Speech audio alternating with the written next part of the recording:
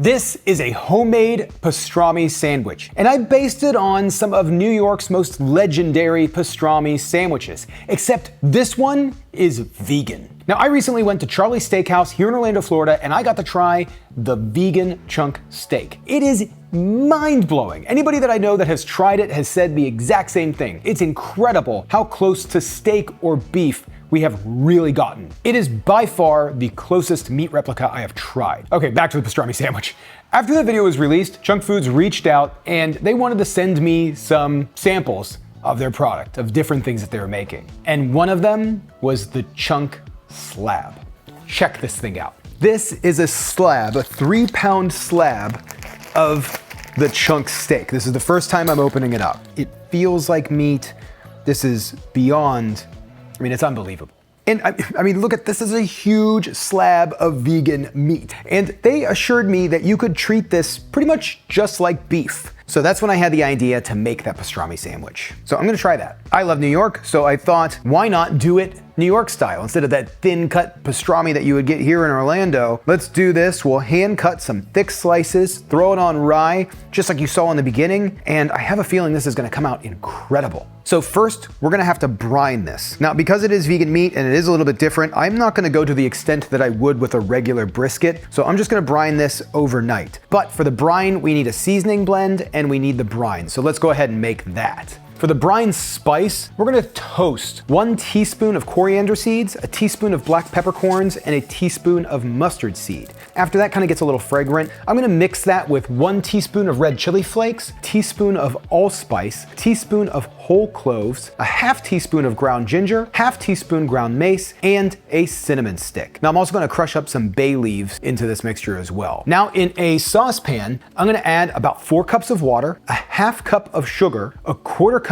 of kosher salt, 1 teaspoon of pink curing salt. Now you can order this online, but I actually had to go to like an outdoor store where they do like a lot of like hunting supplies and get the curing salt there. But I did check, it is vegan. So we're just gonna bring that up to a boil, and then I'm gonna transfer that over to a baking dish. I'm gonna add a little bit of ice just so it cools down so it's not boiling. In a small cup, I'm gonna dissolve about a half cup of water with about a tablespoon of beetroot powder, just to kind of create a beet juice and also kind of help keep the color here. This already is colored with beetroot juice, but I really want this to have a really nice pink tone to it. And then I'm gonna lay out some chopsticks just on the bottom, so that way this isn't just sitting on the bottom and there's some juice underneath it. Now, normally with pastrami, you would want this to brine for a few days. That's also usually dealing with quite a bit bigger piece of like brisket or a bigger slab of meat. This is fairly thin, so I don't think it's gonna take as long. I think overnight's gonna work just fine to impart that flavor. So I'm just gonna cover this up, toss it in the fridge, let it rest overnight, and that's plenty of time for me to tell you about Not Steak Sauce and a super special surprise I have waiting for you. Not Steak Sauce is my new sauce, and it is the best sauce I have ever had. And that's a lot of sauce throughout my entire life. I grew up loving sauce. Well, you know what? Let me take you back. Let me take you back,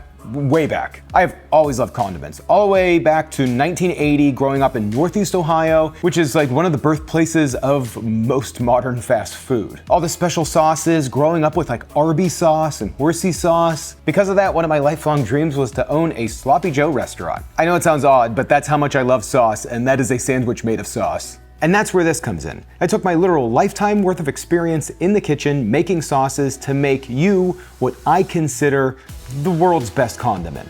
It's a combination of miso and tomato for that right amount of savory, orange habanero for just a little bit of kick, and then I round it out with some sweetness from raw sugar. It is so good. Everyone I know that has tried it has loved it, and I know you will love it too. So check out notsteaksauce.com to pick up your 2-pack today. Go in with a friend, get 2 2-packs, and you get free shipping. Okay, we're back. It's the next morning, and I'm gonna be working on this all day. First, we need to remove this from the brine mixture and rinse it off. It's gonna be pretty salty, so we wanna remove some of that salt.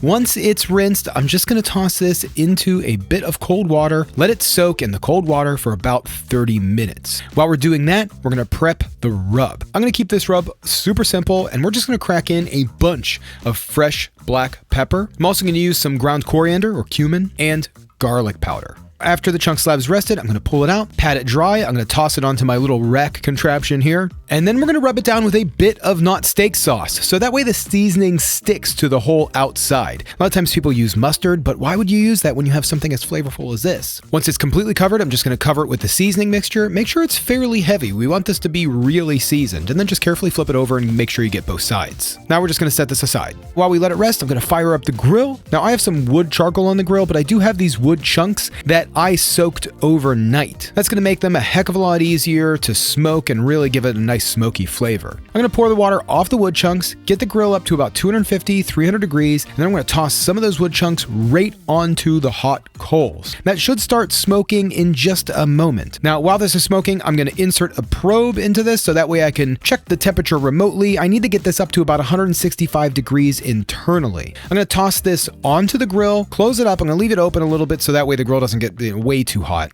That took about an hour, and this looks amazing. I mean, it really looks amazing. Now, we could probably eat it just like it is here. It's probably going to be phenomenal, but I'm going to let it cook up to pastrami temperature. I'm going to bring it inside. We're going to wrap it up in a sheet of parchment paper. I'm going to leave that probe inside, then wrap it really tightly in some foil. Once it's wrapped tightly, I'm going to toss it into the oven that's been preheated for about 250 degrees. We're going to let this come up to about 200 degrees Fahrenheit. This is going to hold in all of those juices, make this super juicy. This did take a few hours, but now that it's done, I'm going to pull it out, unwrap it, and this looks amazing. It is steaming. It is still super incredibly juicy. Now, before I slice into this, one of the things that a lot of these New York delis do is they make their own mustard. I'm going to start off with about a half cup of cold water, along with a little bit more than a quarter cup of dry mustard powder. This is yellow dry mustard powder. Now, I'm going to add a big pinch of kosher salt, a few dashes of turmeric, a little bit of paprika, some garlic powder, and now I'm going to bring that to a boil. Now, I'm going to let that bubble and let it thicken up into a paste about 10-15 minutes or so. I'm going to add about a quarter cup of white vinegar. Now we're going to whisk that up again, let it come down to its mustard consistency around 5-10 minutes. Then we're going to start sprinkling in some not steak sauce. That's going to give this a little bit darker color, a little bit more sweetness, a little bit more flavor. So the mustard's done. I'm going to transfer it over to a small little dish. That way I could seal it up and toss it in the fridge and have this for later. Let's slice up our pastrami. This looks amazing. I mean, just absolutely amazing. Now I have my Jewish rye bread. I got the seeded kind because that's just what I like. I'm going to toss this on top, coat one of the slices with mustard, give it a slice, and this looks phenomenal. Look at this sandwich and tell me that this is a vegan sandwich. There is no way. It looks amazing, but let's see what Monica has to say.